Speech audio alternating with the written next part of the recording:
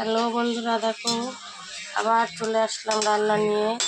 দেখো প্রথমে দেখে দিয়ে দেখো আমি আজকে কি করছি। এখানে হলো সোয়াবিন আলু দিয়ে বড়া বানাচ্ছি। সোয়াবিন সেদ্ধ করে নিয়েছি, আলু সেদ্ধ করে নেওয়া হয়ে গেছে, এখন হচ্ছে বড়া। তারপরে হয়ে গেছে দেখো এখানে গরম গরম ভাত আর হবে সোয়াবিনের তরকারি, আজকে নিরামিষ। দেখো আমাদের বড়াগুলো হয়ে গেল,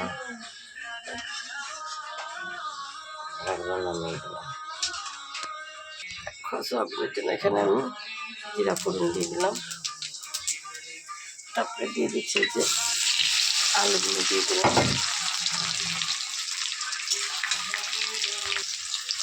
সোয়াবিনটা দিয়ে দিয়েছি। আমাদের